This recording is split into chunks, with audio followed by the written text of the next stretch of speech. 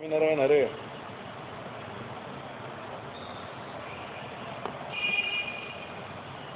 આપણે તે દિવસે જોયેલું કે ભાઈ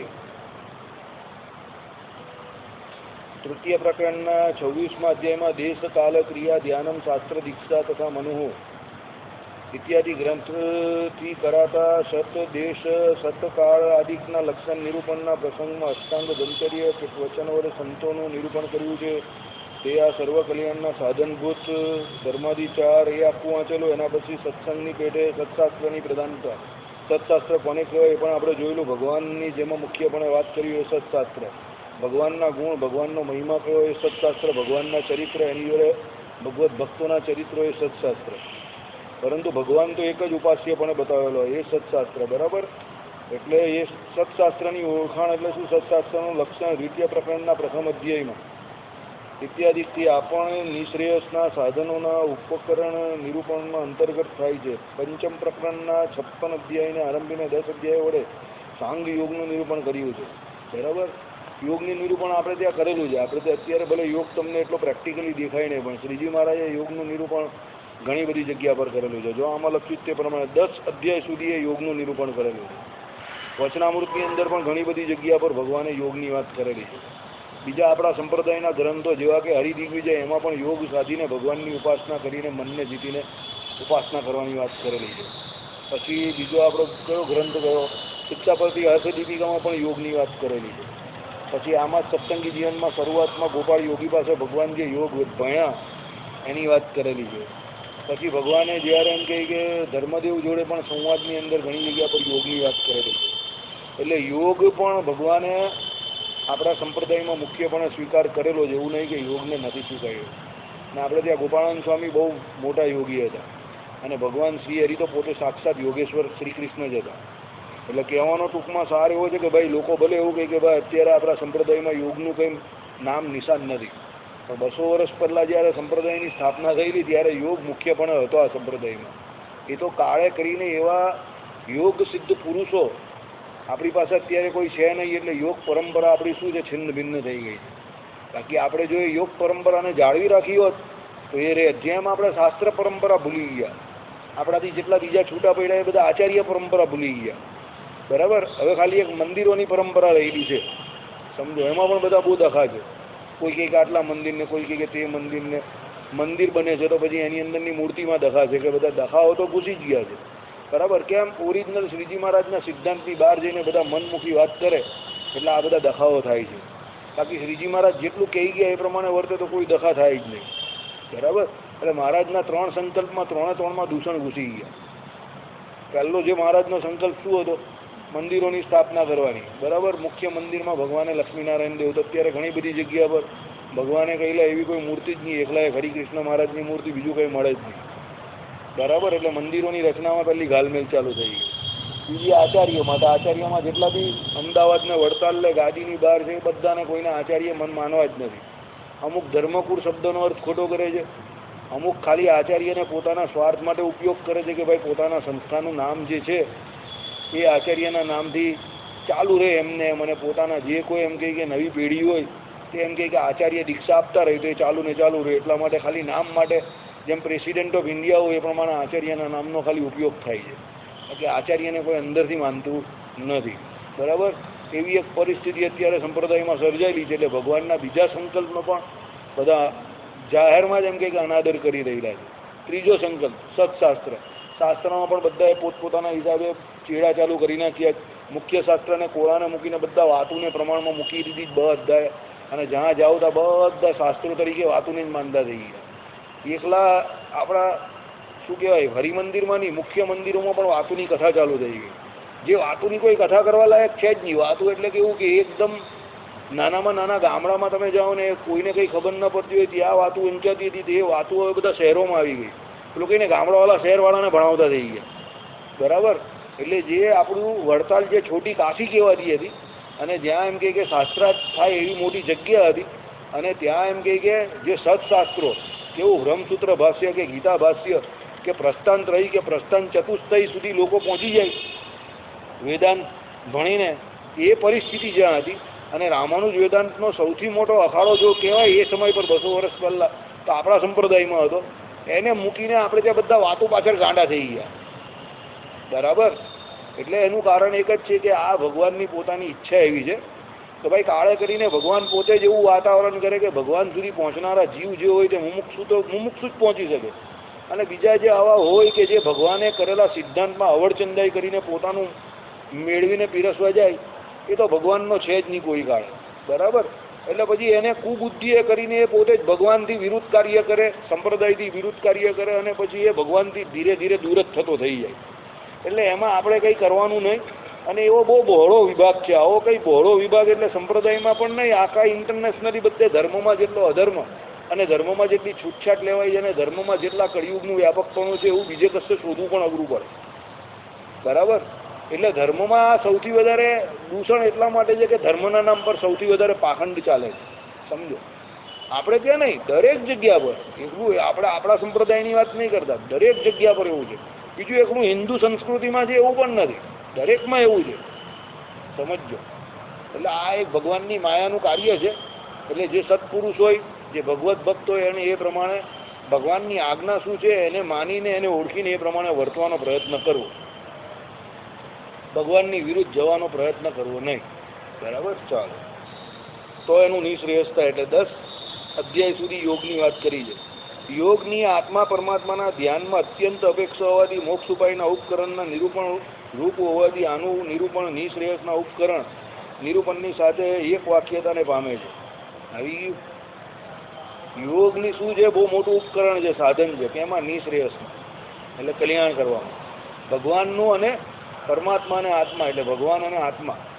આત્માને તમારે ઓળખવું હોય તો પહેલાં યોગ સાધીને તમારા મનને શું કાબૂમાં લેવું પડે. મન દ્વારા આત્માની કલ્પના કરવાની છે, અને એને વિશે પછી જીવાત્માને વિશે એમ કે પરમાત્માનું ધ્યાન કરો. જ્યારે સાક્ષાત્કાર થાય ત્યારે તમને તમારો જીવાત્મા અતિશય પ્રકાશિત ભાષે. મહારાજે કહ્યું ને એ પ્રમાણે. એટલે આત્માને પોતાનું સમ્યક દર્શન થાય, પરમાત્માનું દર્શન થાય ત્યારે એના માટે સૌથી પ્રથમ જરૂર શું છે? યોગ દ્વારા ઇન્દ્રિય જીતવાની જરૂર છે, મન જીતવાની જરૂર છે. બરાબર. તમે કહો કે ભાઈ આપણે તો સાક્ષાત યોગી જ છે બધા, ભગવાન જે આપીએ એમાં રાજી થઈએ જ, પણ એ પ્રારબ્ધ ભૂંડા છે ને આપે છે એટલે રાજી થઈએ છે. પ્રારબ્ધ સારા હોય ને બધાને બહુ સારા ઊંચા 25 મળે તો કોઈ આમાંથી દેખાય નહીં, બધા ભાગી જાય. એટલે એ તો મહારાજે કહ્યું એ પ્રમાણે પ્રારબ્ધ કરીને દોડીની ભાજી ખાઈ. સમજ્યા મારી વાત? એ કંઈ યોગી નહીં થઈ ગયા. યોગી કોને કહેવાય? કે જે યોગ દ્વારા મનને જીતેલું છે, ઊંચા 25 મળે તો બી એને ગ્રહણ ન કરે ભગવાન માટે, તો ભાઈ ભગવાનને રાજી કરવાના, એ યોગી છે. ભગવાનને યોગેશ્વર કેમ કે શ્રી કૃષ્ણ ભગવાન આટલી બધી કેટલી ગોપીઓ હતી. બરાબર. અને એ જોડે ભગવાન એકાંતમાં રમણ કરતા હતા, તો બી ભગવાને પોતામાં એવું યોગ પણ બતાવ્યું અને એવી રીતે વર્તા કે ભગવાન જરા પણ એમ કે ઇન્દ્રની જે કામ જાળ હતી એ જાળમાં ફસાયા જ નહીં. એટલે પરમાત્માને યોગી કહ્યા. વિષયનો યોગ હોવા છતાં એવી તો આપણી કેપેસિટી બનવાની નથી ભગવાન જેવી, સમજો. પણ આવી સમજણ બનાવવાની છે આપણે કે ભાઈ પ્રારબ્ધે કરીને આપણે કંઈ મળે છે ઓછું વધતું તો આપણે એ ગ્રહણ કરી લઈએ છીએ. કરવું જ પડે ને, તમારી પાસે કોઈ ચોઈસ નથી, પસંદગી નથી. પણ ભગવાન કે એ પ્રમાણે શાસ્ત્રમાં વર્તવું નથી. શાસ્ત્રમાં જે પ્રમાણે ભગવાન કે મોટા સંતોએ કે આચાર્યોએ કે એ પ્રમાણે જેવી રીતે વર્તીએ અને ઇન્દ્રિયોનું આપણે દમન કરીએ અને એના વિષયમાંથી એને પાછી વાળીને ભગવાન તરફ વાળીએ તો મોક્ષ થઈ જાય. પણ આપણે એ નહીં માનતા. બરાબર. પ્રારબ્ધે કરીને ભગવાન કહે ને કે બાયરી અને છોકરા એના એમ કહે કે કુવચનો સાંભળે, અપશબ્દ સાંભળે અને એનું પાલન પોષણ કરે. પણ બહાર કોઈ સંત હોય કે કોઈ મોટો પુરુષ હોય કે કોઈ બીજો વક્તા હોય કે કોઈ બીજો વિદ્વાન હોય, એ તમને શાસ્ત્રમાંથી બે કંઈ લાખ ફટકાર જરા આમ તેમ કરે તો ખોટું લાગી જાય તમને. બાયરી છોકરા તમને વર્ષોથી ગાળ દેતો હોય, તમને બહુ લાડકા લાગે. બરાબર. તમને ગમે. બરાબર. આવું આજનું નથી, આ અનાધિકારથી છે, સમજો. બરાબર. એટલે એના માટે યોગ શીખવો બહુ જરૂરી છે. તમે યોગ શીખો તો તમને ખબર પડે. શું ખબર પડે? કે ના ભાઈ જે હશે તે હરી ઈચ્છા. ચાલો. એવી રીતે આ સત્સંગી જીવન નામનું સત્શાસ્ત્ર ભગવાનના પ્રધાન પ્રતિપાદ્ય ભગવત દિવ્ય ચરિત્રામૃતિ અને નિશ્રેયસના ઉપાયભૂત ધર્મજ્ઞાન, વૈરાગ્ય અને ભક્તિરૂપ 4 પ્રધાન વિષયોથી ભરેલું હોવાથી આત્યંતિક કલ્યાણની ઈચ્છાવાળા હોય અત્યંત આદરણીય છે. જેના આત્યંતિક કલ્યાણની ઈચ્છા હોય એના માટે આ શાસ્ત્ર કેવું છે? અત્યંત આદરણીય છે. કેમ આદરણીય છે? કે એનાથી એનું કલ્યાણ થાય એવું છે. બરાબર. હવે તમે કહો કે આમાં શું બાકી રહી ગયું? કંઈ જ બાકી નહીં રહે. આની અંદર બધું જ આવી જાય. સત્સંગી જીવનનો અને આપણા સંપ્રદાયનો મુખ્ય સારતમ સિદ્ધાંત, આમ જોવા જાય તો સત્સંગી જીવનનો સિદ્ધાંત એટલા માટે કહું છું કે સત્સંગી જીવનમાં એનું નિરૂપણ છે, પણ આપણા દરેક શાસ્ત્રમાં આ સિદ્ધાંતનું નિરૂપણ છે જ. અને મૂળભૂત આ સિદ્ધાંત રામાનુજ વેદાંતનો છે. શરણાગતિ આવશે. શરણાગતિ રૂપ સારતમ વિષય. તમે કહો શરણાગતિ હોય તો પછી એકાંતિક ધર્મની હમણાં વાત કરીને એમાં મોક્ષ કરવે, આ શરણાગતિની કેમ વાત કરે? શરણાગતિના અંતર્ગત જ એકાંતિક ધર્મો આવે છે. ભગવાનની આજ્ઞાના અનુરૂપ વર્તવું અને વિરોધ, જે ભગવાનની આજ્ઞાની વિરુદ્ધ ન વર્તવું, એ બંને જે આજ્ઞા કરેલી છે શરણાગતિની, એમાં આખો એકાંતિક ધર્મ આવી જાય. તમારા વર્ણાશ્રમના ધર્મ પણ આવી જાય, એમાં તમારી જ્ઞાનવાળી આજ્ઞા પણ આવી જાય, ને વૈરાગ્ય પણ આવી જાય, ને ભક્તિ પણ આવી જાય. બધું જ આવી જાય. કંઈ બચતું નથી. અનન્યપણે ભગવાનને જ ભજવા એ છે શરણાગતિ, કે એ ભક્તિમાં બધું જ એકાંતિકતા આવી જ જાય.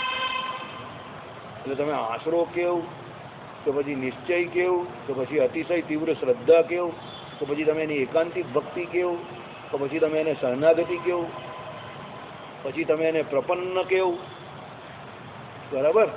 પ્રપન્ન અસ્તિ તો પાતુમામ એમ કરીને શ્લોક છે. તમે જે કંઈ પ્રપન્નતા જે કેવું તે દરેક શબ્દનો એક જ અર્થ છે.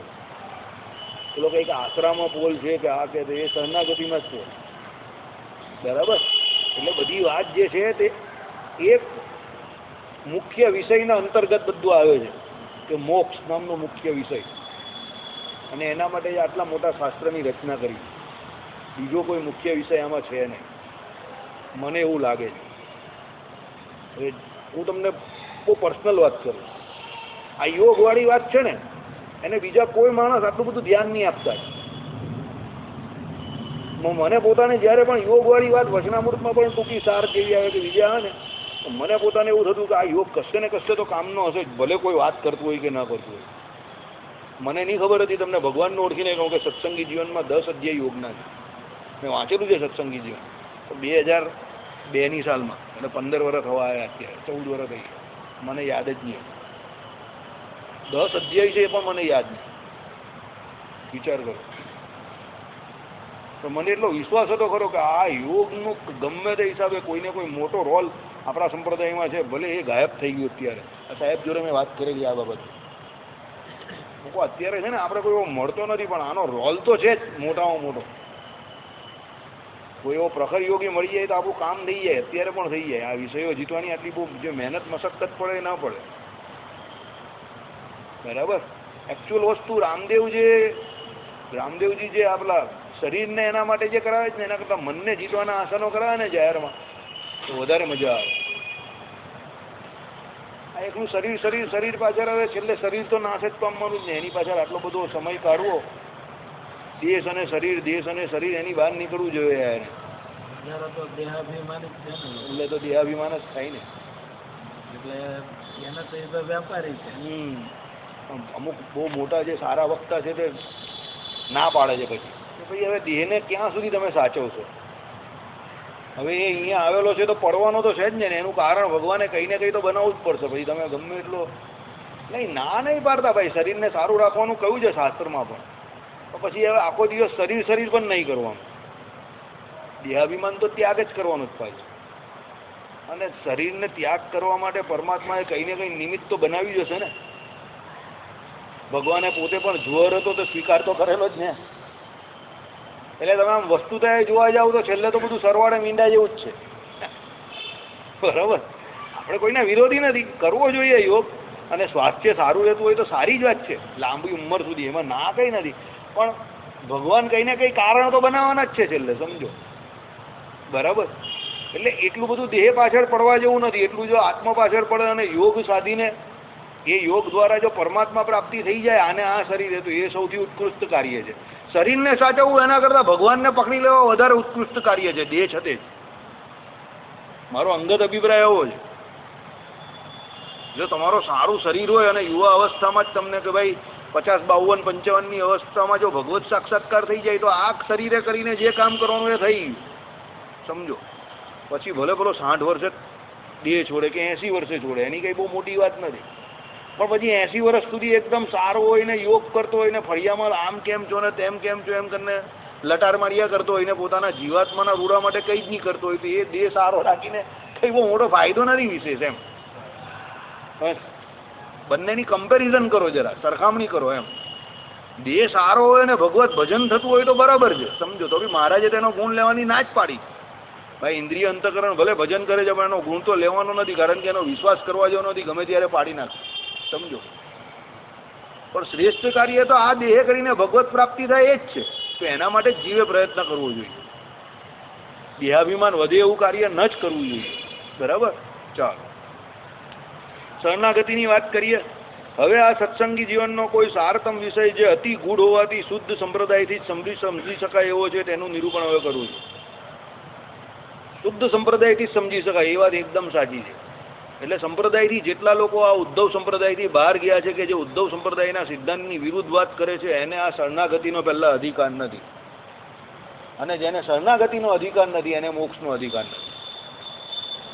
તમારે આ જ્યાં રેકોર્ડ કરવું હોય તો કરી નાખજો, જેને સંભળાવવું એને સંભળાવી દેજો. શરણાગતિ વગર આ સંપ્રદાયમાં મોક્ષ થવાનો નથી. અને જે શુદ્ધ સંપ્રદાયમાં રહ્યા છે, શુદ્ધ સંપ્રદાય એટલે સંપ્રદાયના ઉદ્ધવ સંપ્રદાયના જે સિદ્ધાંત, એમાં જે આપણે હમણાં શ્રીજી મહારાજના 3 મુખ્ય સિદ્ધાંત કયા, એ સિદ્ધાંતમાં જે વર્તનારા છે એ શુદ્ધ સંપ્રદાય. શુદ્ધ સંપ્રદાય કયા? વડતાલ ગાદી અને અમદાવાદ ગાદી. આ મહારાજે જે 2 ગાદીની સ્થાપના કરી તે એ શુદ્ધ સંપ્રદાયમાં જે રહ્યા અને એ સંપ્રદાયની જે પ્રણાલિકા છે એ પ્રમાણે જે રહ્યા અને જે રહેશે એનો જ મોક્ષ થાય. એને એ જ શરણાગત છે અને એને જ શરણાગતિ સ્વીકારેલી છે. બીજા કોઈ ભગવાનના શરણાગત નથી આપણી પરંપરા પ્રમાણે. આ બીજા મતવાળા કે વલ્લભ સંપ્રદાયવાળા કે બીજા જે કોઈ હશે એ એના સંપ્રદાય પ્રમાણે હશે, પણ પછી આપણાથી જુદા થઈને મૂળભૂતથી પછી બધા એમ કહેતા હોય કે ના અમારા સાચા, ના આમ ને તેમ ને. નહીં, એ શુદ્ધ સંપ્રદાય નથી. પછી તમે કહો કે એ અશુદ્ધ છે, એ મારે જવાબ નથી આપવાનો. બાપા કરતાં કોઈ છોકરો જાતે જુદો થઈ જાય ને પછી કે બાપાથી હું જુદો થઈ ગયો, અને પછી એ 1 2 3 4 5 કારણ આપે, તો બાપા કે તારે જે કારણ આપવા હોય તો મારે એ કારણ નથી આપવાના, કારણ કે તું જુદો થયો. એટલે કોઈ બાપાને પૂછવા આવે કે ભાઈ એ છૂટો થઈ ગયો, તમે શું કારણ આપો? બાપા કે છૂટો એ થયો જ, કારણ એને આપવાના, મારે નહીં આપવાના. એમ શુદ્ધ સંપ્રદાય થકી જે જુદા પડ્યા એને 1,00,000 કારણ આપવાના, ને આ બધા આપે જ છે. આપણે કોઈ કારણ આપવાની જરૂર નથી કોઈને.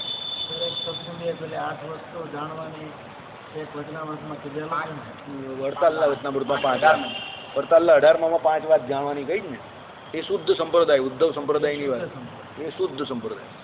અને એની બહાર કોઈનો મોક્ષ થવાનો જ નથી. બરાબર. કોઈ ગમે એટલી દાદાગીરી કરે, કે કદાચ કોઈ ગમે તે કોર્ટમાં જાય, કે કદાચ આ લોકની કોઈ કોર્ટમાં કોઈ દલીલ કરીને એક વખત એમ પણ કહે કે ભાઈ એ સર્વશ્રેષ્ઠ છે, કે એની પાસે બહુ મોટી પહોંચ હોય રૂપિયા પૈસાની, ને કદાચ જીતી પણ જાય, મોક્ષ માર્ગમાં ના જીતી શકે. યાદ રાખજો, ભગવાને સીધી પ્રણાલિકા રીત જ બતાવી દીધી છે. સંપ્રદાય એટલે ગુરુ પરંપરા, અને એ ગુરુ પરંપરા પ્રમાણે જે ભગવાનને એ આચાર્યોની સ્થાપના કરી, અને એમાં જે આચાર્ય મહારાજ તમને કાનની અંદર જે એમ કે મંત્ર આપીને એ મંત્રનો જાપ કરે એનો જ મોક્ષ, બીજા કોઈનો મોક્ષ ન થાય. કારણ કે એ શુદ્ધ સંપ્રદાયિક પ્રણાલિકામાં નથી. પછી એ ઘરમાં બેઠો બેઠો ભલે ભજન કરતો હોય ને, સમજો. એકલવ્ય સારો બાણવીર બની શક્યો, અર્જુન નહીં બની શક્યો. એકલવ્યની લોકો ગુરુ ભક્તિને માને છે, અર્જુન તો ન જ બની શક્યો. અર્જુન એટલે અર્જુન જ, કારણ કે અર્જુન પરંપરામાં હતા, એકલવ્ય પરંપરામાં ન હતા. સમજો. જ્યારે તમારું કંઈ ખૂટતું હોય ત્યારે તમે પરંપરાથી વિરુદ્ધ જાઓ. એટલે જેટલા પરંપરાની વિરુદ્ધ છે બધાના હજુ સુકૃતો ખૂટે છે. હવે તમે પછી જોરાવરે કરીને મનુષ્ય બુદ્ધિથી તમે બધા તર્કો દોડાવો એ ખોટી વાત. તર્કા પ્રતિષ્ઠાના, તર્કથી મોક્ષ નહીં થતો. શાસ્ત્રો યોનિત્વાદ, શાસ્ત્રોમાં જે પ્રમાણે કહ્યું એ પ્રમાણે વર્તવાથી જ મોક્ષ થાય છે. એટલે પછી તમે તમારી બુદ્ધિ પ્રમાણે તર્ક કરો, ભલે તમે આ લોકના વિશે પ્રતિષ્ઠાને પામેલા છો, સમજજો, પણ એ તર્કથી તમે પરલોક સિદ્ધ ન કરી શકો. યાદ રાખજો, પરલોકમાં તમારે જવું હોય તો ભગવાને જે પરંપરા બતાવી બનાવી પહેલાં ને બતાવી એ પ્રમાણે વર્તવું જ પડશે, નહીં તો ન જ. કારણ કે ભગવાનનો કાયદો છે, મારો કે તમારો કાયદો નથી. બરાબર. એટલે શું લખ્યું કે શુદ્ધ સંપ્રદાયથી સમજી શકાય છે. વડતાલનું 18મું વચનામૃત વાંચી લેજો. શુદ્ધ સંપ્રદાય કોને કહેવાય એની વાત ભગવાને કરેલી છે. દરેક ઘરે જઈને વડતાલનું 18મું વચનામૃત આજે કાલે સવારે ફ્રેશ માઇન્ડે વાંચજો. એક વખતથી 3 વખત વાંચજો તો સમજ પડશે કે ભાઈ શુદ્ધ સંપ્રદાય કોને કહેવાય. અને પછી તમે પણ મારા જેટલા વિશ્વાસથી આ પ્રમાણે વાત કરી શકશો કે ના આ પ્રમાણે કહ્યું હોય તો મોક્ષ તો બીજાનો ન જ થાય. બરાબર. ચાલો હવે ભગવાન એનું નિરૂપણ કરે છે. આ સત્શાસ્ત્રમાં પરમ બ્રહ્મ ભગવાન પુરુષોત્તમ શ્રી સ્વામિનારાયણે કલિયુગમાં અભિવૃદ્ધિ પામેલા અધર્મનો સંહાર કરવા અને લીન થયેલા ધર્મનો ઉદ્ધાર કરવા પૃથ્વી પર પ્રગટ થઈને શ્રીમાન ઉદ્ધવ અવતારભૂત રામાનંદ સ્વામીએ સંરક્ષણ કરેલા પરમ એકાંતિક ધર્મની સર્વત્ર પ્રવૃત્તિ કરીને અધર્મનો વિનાશ કર્યો. પહેલા શું આવ્યું? ઉદ્ધવ અવતારભૂત. કોણ? રામાનંદ સ્વામી. એટલે જે અહીંયા એમ કે અધર્મ સર્ગ વૃદ્ધિ પામી ગયો હતો ભગવાને એને ટાળવા માટે ઉદ્ધવ અવતારભૂત જે રામાનંદ સ્વામી એમને પહેલાં મોકલ્યા, પછી એ પોતે એ સંપ્રદાયમાં આવ્યા અને પછી એમણે શું કર્યું? અધર્મનો મૂળ સહિત નાશ કરી નાખ્યો.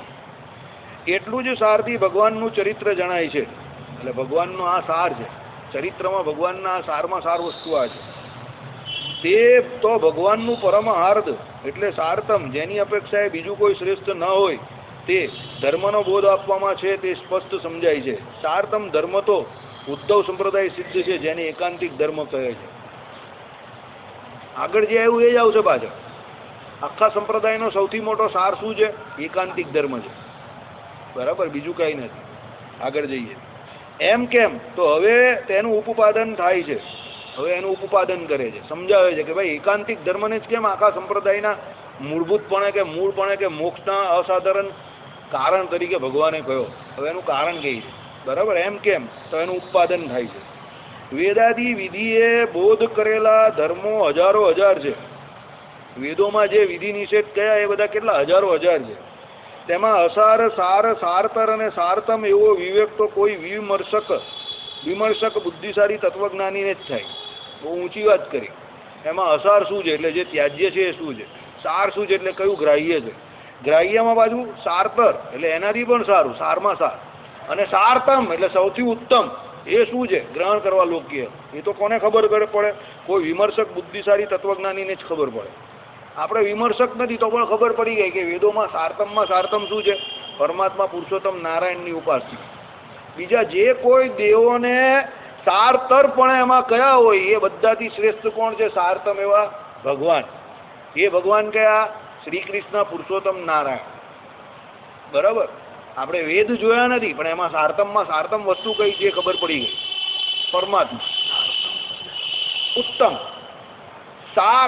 સારતર અને સારતમ એટલે સારોમાં ઉત્તમ. સારતમ એટલે શું થાય? સારમાં ઉત્તમ એટલે ઉત્તમમાં ઉત્તમ સાર કયો? વેદનો. તો શું? ધર્મ અર્થ કામ ને મોક્ષ. એમાં મોક્ષ કરવું હોય તો મોક્ષ કોના દ્વારા થાય? પરમાત્મા પુરુષોત્તમ નારાયણની ઉપાસના દ્વારા. એટલે સારતમ કોણ છે? ભગવાન છે. બીજી જે કોઈ વાત કહી દે. હવે એમાં દેવોની પણ ઉપાસના બતાવેલી છે. વેદોમાં તો દેવોની જ ઉપાસના બતાવી છે મુખ્યત્વે. પણ એ દેવોમાં રહેલા પરમાત્માને મુખ્યપણે માનવાના છે. દેવો તો શું છે? પરમાત્માનું શરીર છે. લોયાના વચનામૃતમાં કાલે વાંચ્યું ને આપણે, જળ અને ચેતન બંને ભગવાનનું શરીર છે. એટલે વેદોમાં જે સ્તુતિઓમાં એ દેવોની જે સ્તુતિઓ ગાય છે તે મુખ્યત્વે એની અંદર રહેલા પરમાત્માની સ્તુતિ છે. સમજજો. કહેવાનો મતલબ શું છે? આ જગતના જે એમ કહે કે ધર્મ અર્થ અને કામ એમાં લોભાવું એ અસાર છે. કેમ? એ તો ગમે ત્યારે અર્થ અને કામ એનો તો ત્યાગ કરવો પડશે એટલે અસાર છે. એના કરતાં સાર શું છે? ધર્મ. એનાથી વધારે સાર શું? પેલા ઉપાસના કરવી. અને સૌથી શ્રેષ્ઠ કોની ઉપાસના? પુરુષોત્તમ નારાયણ, કે જે તમને સંસાર ચક્રમાંથી શું કરે? બહાર કાઢે. ચાલો હવે પુત્ર, પશુ, અન્ન, સ્વર્ગ આદિકની પ્રાપ્તિ માટે જે ધર્મો કયા તે સર્વે અસારભૂત છે. જે આવી ગયું અર્થ અને કામ આવી ગયું.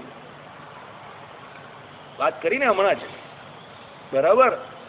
99% લોકો અનંતકોટી બ્રહ્માંડમાં આની પાછળ દોડતા હશે. બરાબર. પહેલું શું કહ્યું? સાંભળો.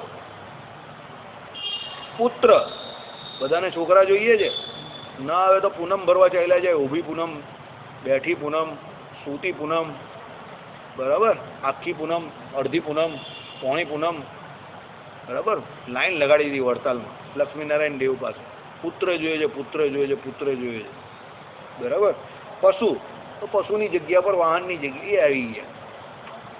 અન્ન, ભૂખે કો રોટી કા, બરાબર, એની આગળનું નહીં બોલવું ને તમને પાછું હસવું આવી જાય. સ્વર્ગ, અહીંયા સત્કર્મ કરીને સ્વર્ગમાં જાઓ, સ્વર્ગાધિક લોકમાં જઈને સુખ ભોગવું, આ બધું કેવું કહ્યું સાંભળો. આદિકની પ્રાપ્તિ માટે જે ધર્મો કયા છે, આ બધા ધર્મો કહેલા છે અંદર કેમાં? વેદોમાં. એ કેવા કયા? અસારભૂત. આ બધું અસાર કયું અશોકભાઈ? હાવ અસાર. તમે કહો કે યાર આ 2 ટાઈમના ખાવા માટે ભગવાન આપણી આટલી બધી મહેનત કેમ કરાવતા હશે સવારથી સાંજ સુધી? તમને આ સવાલ થયેલો ને, આનો જવાબ મેં 5 વર્ષ પહેલા આપેલો, આજે પાછો આપું છું. 2 ટાઈમના જમવા માટે જેને મહેનત કરવી પડે છે એના પૂર્વના કુકર્મ છે. બાકી એવા દુનિયામાં ઘણા લોકો છે એને 2 ટાઈમના જમવા માટે મહેનત કરવી પડતી નથી, એ એના પૂર્વના સુકૃત છે. મને પણ આ સવાલનો જવાબ નહીં મળતો હતો, એકદમ લાઈટ ઝપકી. પેલા પાઘડીને જોયો ને ટીવીમાં ત્યારે, ઠોકો તાલી, जिस तरह गगन का गोला ये नहीं होता, उसका गोला वो नहीं होता. एक દિવસ એનાથી ભૂલમાં બોલાઈ ગયું તો મારું મગજ ચાલ્યું. એને શું કહ્યું? સૌરવ ગાંગुली ઉપર કેસ ચાલતો હતો ત્યારે, ये आदमी 2 टन के खाने के लिए भूखो नहीं मरता है. कलकत्ता में एक बड़ा सा गांव हो जाए ना, उतनी बड़ी तो उसकी हवेली की जगह है, तो ये भूखे को रोटी का और नंगे को धोती का ऐसा आदमी नहीं है, बहुत बड़ा आदमी है. ત્યારે મારી લાઈટ ઝપકી એકદમ. હા, 2 ટાઈમના જમવાની અને જન્મજાત ફિકર નથી, એટલે પૂર્વના સુકૃત. તો જે હવેલીમાં આવ્યો હોય ને, એટલે એને ખાવા પીવાની ફિકર જન્મજાત નથી. એટલે એ લડતો હતો કેના માટે? પ્રાઇડ એન્ડ ઓનર માટે. ચેપલ વાળું પ્રકરણ થયેલું ને ત્યારે ગાંગુલીના બો એ થતા હતા ને, લોકો બો એને આપતા હતા, એ લડતો કેના માટે હતો? એના પ્રાઇડ એન્ડ ઓનર માટે. ખાવા પીવાની એને કંઈ ચિંતા નહીં હતી, સમજો. એ સવાલનો જવાબ મને ત્યારે મળ્યો. એટલે આપણે કહીએ ને કે ભાઈ 2 ટાઈમ જમવાની પણ બહુ તકલીફ પડે આપણા કુકર્મને કારણે. બાકી એવા ઘણા લોકો છે જેને 2 ટાઈમ જમવા માટે મહેનત કરવી જ નહીં પડતી, એ તો એને બેઠા મળી જાય. એટલે સુકૃત કરો અત્યારે. આ શું બતાવે છે કે પહેલા ન દીધું તો અત્યારે એના માટે મહેનત કરવી પડે છે. તો અત્યારે દેવ કોઈને વધારે હોય તો થોડું ઘણું તો મહેનત ન કરવી પડશે. સમજો, સિદ્ધાંત પકડો. હું તમને વારંવાર નહીં કહેતો કે કોઈ મહેનત કરીને બહુ રૂપિયા કમાઈને મારી પાસે આવે તો હું એટલો ખુશ નહીં થતો, પણ કોઈ સીધો રાજાને ત્યાં જન્મી જાય એટલે મને બહુ મજા આવે. કામ કરી ગયો, બુદ્ધિશાળી માણસ છે. કેરમ રમતા હોઈએ ને, પેલો સફેદ લઈ, વ્હાઈટ લઈ, કાળી લઈ, સફેદ લઈ, મારી નજર કિંગ કવર પર જ હોય. લઈ જા બેટા, જે લેવું હોય તે. કિંગ કવર આપણે જ લઈશું. રાણી તો કોની?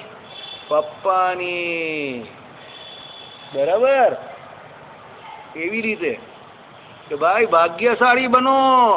કે ભાગ્યશાળી કેવી રીતે બનાય? આજના સુકૃતથી કાલનો ભાગ્યશાળી તમારું ભાગ્ય ઘડાય. કર્મ કરો, ભગવાન ના નહીં પાડતા, પણ કુકર્મ ન કરો. અને એ કર્મ કરીને ભગવાન તમને કંઈ દે, એ 2 હાથ ને 2 પગથી વધારે ચાલે એવું હોય તો બીજા 2 હાથ 2 પગને મદદરૂપ થાવ, પછી જો તમે ભાગ્યશાળી થઈ જશો. બરાબર. અને ભાગ્ય પછી કેવું ચમકારા મારે, આખી દુનિયા તમારી વિરુદ્ધમાં હોય ને તો પણ તમારું કોઈ બગાડી ન શકે, કારણ કે ભાગ્યશાળી છે ને ભાઈ. બરાબર. એટલે શાસ્ત્રોમાં કહ્યું એ ભાગ્ય ક્યાં સુધી હોય, એના સુકૃત હોય ત્યાં સુધી બાજુ. બાકી ઉપર ઇન્દ્ર થયો હોય તો પણ નીચે ધબાક દઈને પડે. એટલે આ બધી વસ્તુ કેવી છે? અસારભૂત છે. એટલે મને કોઈ એમ કહેવા આવતું નહીં કે વાસુદેવભાઈ આ તકલીફ છે ને પેલી તકલીફ છે. એને તકલીફ આપનારો હું પણ નથી, આ વાસુદેવ પણ નથી, ને અંદરનો વાસુદેવ પણ નથી. એને તકલીફ આપનારો કોણ છે? એ પોતે જ છે, એના કર્મો જ છે. બરાબર. એટલે જો આવે પછીના દિવસોમાં તકલીફ ન જોઈતી હોય તો શું કરવાનું? હાથ છૂટા રાખવાના. લેને કી બાત નહીં કરને કી, જ્યાદા દેને કી વાત કરને કી. આજે લેવાની વાત કરશું તો આખી જિંદગી આના પછી બી લેતા જ રહીશું. Don't feel bad about that. But always feel sad about that. આવું હું કહું તો હું રાજી ના રહું, પણ દુઃખી જરૂર થાવ કે અત્યારે હું કોઈને દઈ નહીં શકતો. દુઃખી કેમ કે પૂર્વે નથી કરીને આવ્યો એટલે નહીં દઈ શકતો ને. બરાબર. મારા ગુરુએ મને આ વાક્ય કીધેલું, બહુ જોરદાર કહેલું, સાંભળવા જેવું છે. Vasudev, don't feel bad about that but always feel sad about that. અમુક વસ્તુ બહુ ઊંચી ગઈ છે અમુક માણસ. કોઈ માણસ આપણે કહીએ તો આપણે તરત દુઃખ લાગી જાય, એટલે બેડ અબાઉટ આપણે કહીએ બહુ ખોટું બોલી ગયો, મન દુઃખ થઈ ગયું. આપણે એને પછી ગણકારીએ નહીં, એ માણસને બોલાવીએ ને એવું કરીએ. બધી વાતમાં ખોટું ના લગાડવાનું, પણ દુઃખ આપણે થવું જોઈએ. બેડ નહીં, સેડ થવા જોઈએ. સેડ કેમ? આપણે પૂર્વે કંઈક કુકર્મ કર્યા હશે તો આજે આપણી આવી પરિસ્થિતિ છે ને. હવે અત્યારે એ ન થાય એનો પૂરતો પ્રયત્ન કરવો. બરાબર. ચાલો, એટલે શું કહ્યું? આ બધું અસાર છે ભાઈ. પુત્ર છે, પશુ છે, એના માટે મેળવવા માટે બધા ધર્મો કયા છે શાસ્ત્રોમાં કે આ યજ્ઞ કરાવે તો પુત્રેષ્ટિ યજ્ઞ કરાવે તો ભાઈ સારા એવા પુત્રની પ્રાપ્તિ થાય. વાહન જોઈતા હોય તો અંદરથી પેલા યજ્ઞ નારાયણ આવે, 4 વ્હીલ લઈને જ આવે અંદરથી બહાર, સીધી અંદરથી ફરારી કી સવારી નીકળે. બરાબર,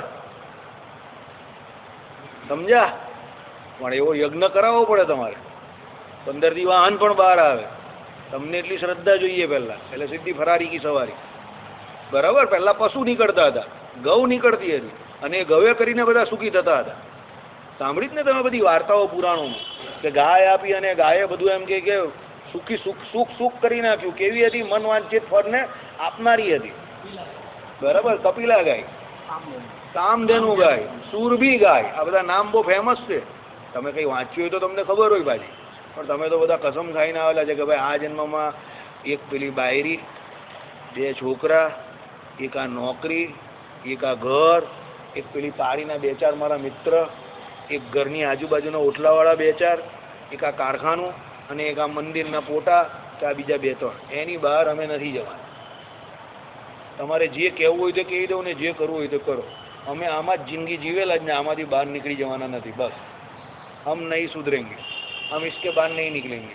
એ પુરાણ તમે જાણો, એ કપિલા તમે જાણો, એ સુરભી બી તમે જાણો, અને એ કામધેનુ પણ તમે જાણો. તમને આપી દીધી વાસુદેવભાઈ. બસ, તમે સુખી થઈ જજો. બરાબર. ચાલો, હવે બીજી વાત આવી તો શું લખ્યું કે ભાઈ સર્વે અસારભૂત છે, કારણ કે દુઃખના સંબંધવાળા અને અનિત્ય ફળવાળા છે. આ બધું અનિત્ય ફળ છે. છોકરો આવે તો પણ કંઈ સુખ નહીં આપતો કોઈને, સમજો, અનિત્ય છે. અને કોકને તો બિચારાને સુકૃત ખરાબ હોય તો જુવાન જો છોકરો પણ એક્સપાયર થઈ જાય, તો દુઃખી કરી નહીં જાય. એના કરતાં ન હોય તો પેલો મારી ઠોકીને બેસી રહી, હતો જ નહીં. હા, પછી આ છોકરો બિચારો બહુ સારો હોય કોઈ, તો એને વૃદ્ધાશ્રમમાં મોકલી દે. તમે કહો કે સારો હોય તો વૃદ્ધાશ્રમમાં કેમ મોકલી? છોકરા હોય ને એ અનાથાશ્રમમાં, અને ધનવાન છોકરા હોય ને એને મમ્મા પાસે વૃદ્ધાશ્રમ. તો બંને સાચા જ છે ને. તો એ તો બંનેની અલ્ટરનેટ જ હોય, એમાં આપણે કંઈ બોલવા જેવું નથી. એ ભગવાને કર્મનો સિદ્ધાંત જ મૂક્યો હોય. જે માણસોએ ખોટું કર્યું હોય અને છોકરાને અનાથ મૂકીને ચાલ્યા ગયા હોય, પેલા મંદિરોમાં મૂકી દે આમ તેમ, અને પછી છોકરા અનાથાશ્રમમાં જાય, પછી એ વૃદ્ધ થાય, તો એને એ જ છોકરાઓ પછી આવીને બીજા જન્મે ગમે ત્યારે આવીને એને વૃદ્ધાશ્રમમાં મૂક્યા. આ બધી ભગવાનની જ ગીવ એન્ડ ટેક પોલિસી હોય, સમજજો તમે. આ બધું ભગવાન જ કરતા હોય, એ આપણે બોલવાની કંઈ જરૂર નથી. સારાના છોકરા સારા જ હોય છે, ખરાબના છોકરા ખરાબ હોય. ગમે ત્યારે કંઈ ને કંઈ કર્યું હોય તો જ એવું ધંધા થાય. બરાબર. એટલે આપણે કંઈ એમાં બોલવા જેવું નથી. ચાલો, બીજી વાત શું આવી? અનિત્ય ફળના છે. બ્રહ્માના ભુવનના આરંભીને સર્વ લોકો પુનરાવૃત્તિવાળા છે અને ગુણમય હોવાથી દુઃખના જ સંબંધવાળા છે. એ બ્રહ્માદિક લોક સુધી બ્રહ્માનું ભવન છે, ત્યાંથી નીચે સુધીના બધા દુઃખવાળા જ છે. કારણ કે બધાને ગમે ત્યારે સુકૃત પૂરા થાય એટલે પડી જવાનો ભય છે. બરાબર. ચાલો, તો પરિણામે જે દુઃખકર હોય તેની અસારતા સુસ્પષ્ટ છે. દુઃખ આપે એ તો અસાર જ કહેવાય. હવે દુઃખની આત્યંતિક નિવૃત્તિ જેને કરીને થાય એ જ વેદ વિધિઓમાં સારભૂત છે. હવે દુઃખની કાયમ માટે નિવૃત્તિ થઈ જાય એવું કંઈક શોધે, એવી કંઈ વેદ બુદ્ધિ, તો એ સારભૂત કહેવાય. એટલે અસાર પરથી હવે સાર પર આવ્યા કે ભાઈ જેમાંથી દુઃખની નિવૃત્તિ થઈ જાય એ જ ધર્મ મુમુક્ષુ એ સેવ્યા યોગ્ય છે. તેમાં જન્મ જરા મરણ થકી મોક્ષને કરનારો પ્રકૃતિ વિલક્ષણ જ્ઞાનમય આત્મ સ્વરૂપનો આવિર્ભાવ થયો જેનું ફળ છે. એટલે પોતાના આત્માની ઉપાસન રૂપ જે જ્ઞાન યોગ જે છે તે સારભૂત છે. આવ્યું આત્મા સુધી પહોંચી ગયું. પેલું અસારભૂત શું હતું? બધું માયાનું સુખ. હવે સારભૂતમાં શું આવ્યું? કૈવલ્ય જ્ઞાન. એટલે પોતાના આત્મા સુધી જ પહોંચ્યું હોય એટલે આત્માનું જ્ઞાન થયું. કૈવલ્ય જ્ઞાન થયું એટલે શું? દુઃખમય માયાથી દૂર થયો અને આત્માના એટલે પેલા અક્ષર બ્રહ્મનું જે તેજ છેલ્લે એમાં લીન થાય એટલે આત્માનું સારભૂત જ્ઞાન એને પ્રાપ્ત થયું. 1 મિનિટ જરા કરીએ, ભલે બહુ ઊંચું છે. એટલે કૈવલ્ય મુક્તિ સિદ્ધ કરનારા શું લખ્યું? જ્ઞાન યોગ છે તે સારભૂત છે. જરા મરણના ભય થકી મુક્ત થયેલા કૈવલ્યાર્થી એટલે દુઃખ સંબંધનો પ્રસંગ તો નથી, તથાપિ તેમાં પરમાનંદમય પરબ્રહ્મની પ્રાપ્તિ નહીં હોવાથી કૈવલ્ય મુક્તિ સિદ્ધ કરનારાઓને જ્ઞાન યોગની સારતરતા નથી. તેની અપેક્ષાએ ભક્તિયોગ તો સારતર છે, જેમાં કર્મયોગ જ્ઞાન યોગ અંગ છે. પરમાનંદ શ્રીપતિમ શ્રીધરમાં કાલે ચલાવવું પડશે.